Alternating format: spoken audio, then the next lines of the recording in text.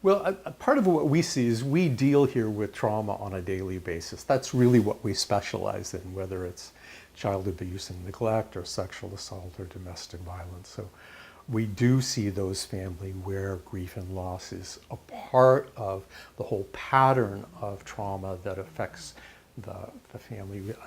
The term is complex trauma, more than one element of trauma coming together affecting a child. And you know, those people who really love us are central to us. That's what supports us. You know, the best studies show us if there's one central person that really cares about it, that's what can make the difference in a child's life. So if that's the person that's lost for that child, it really has a deep and grievous impact for the child. And that's a case where it probably is going to take longer for treatment to occur, to really come to some kind of completion. What I would have the parents know is that in my clinical experience as a therapist, oftentimes what you look at is in an average case, is the general background of the case and the overall pattern. But there's one exception to that, and that's when you know the person that you're working with lost a loved one at an early phase in their life. Because for those people, that will be the pivotal experience for them for their whole life. Everything in their psyche will revolve around that deep loss that occurred for them. Well, what you find for the most part for people who've gone through that kind of grief and loss is that it fundamentally affects the way they see the world, and they continue to live in that grief and loss. So they approach the world from a point of view of loss. And there's oftentimes a kind of lostness for them, where they don't quite know how to orient themselves in the world. Also, if they were in any way connected to the death, there can be shame and guilt, and that compounds those feelings of grief that never got resolved.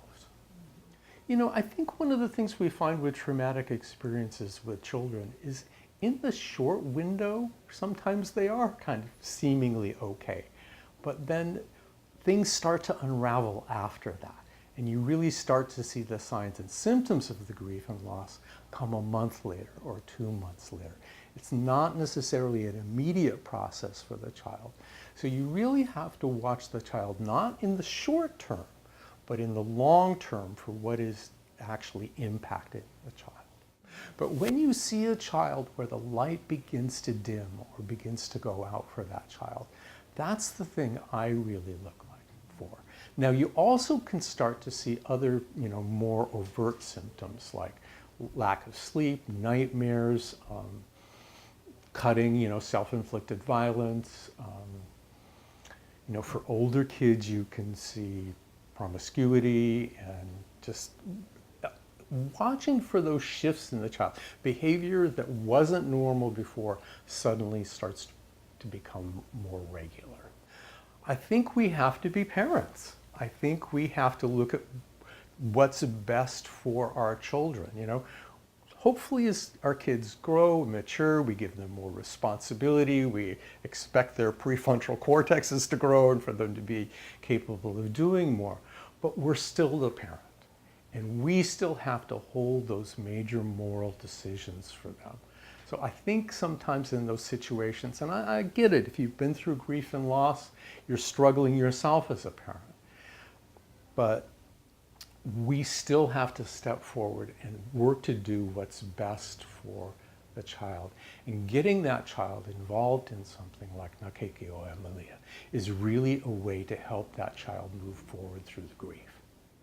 Well, I think where Nakeke o Emilia really comes in is that it has that ability to be flexible and meet the needs of the child where the child is at. And if it's for something that's sort of short term, okay. If it's long term, or if they need to come back a few times, it's meeting that child where the child is at that makes the difference for the child. So I like knowing that Nakeke o Emilia is always there.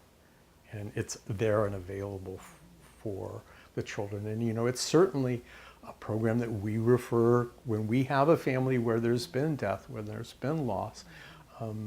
It's good knowing we have that partner in our community. I really encourage people to make use of Nakeki o Hemalia. Grief and loss is something that affects people for the rest of their lives.